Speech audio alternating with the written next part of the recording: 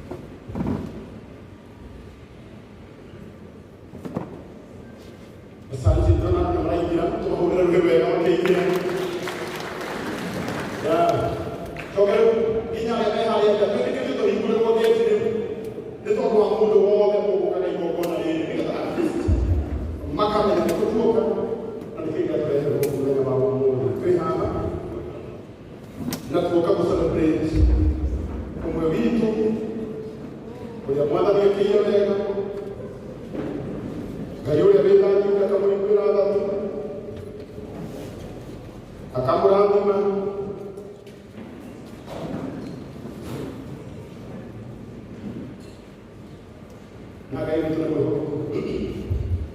thank you for the seat and for my God bless you. Thank you. Mtu wa kutushika na kutuaidia wewe kama mtaalamu. I really appreciate you. Mtu wa wale ambao wamekuja kwa mta na kama mtaalamu. Twali tupange tu kuna na malaika. Nigeza tupange tuikiria kwa kitu wake cheo mmoja wa mmoja. Eta bomurage. Na ndio ile kwa bei na kwa ataki kwa ekwela ni hakika.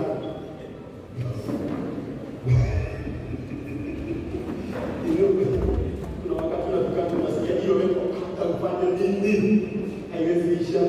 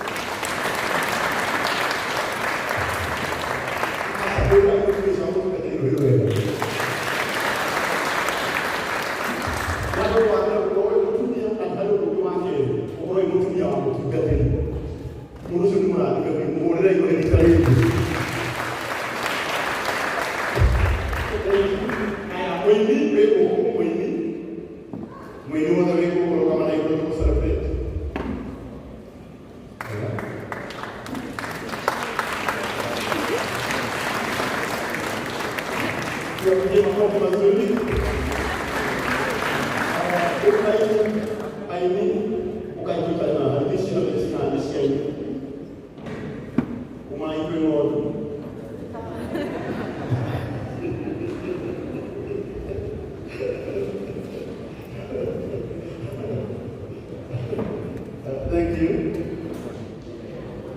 Bueno,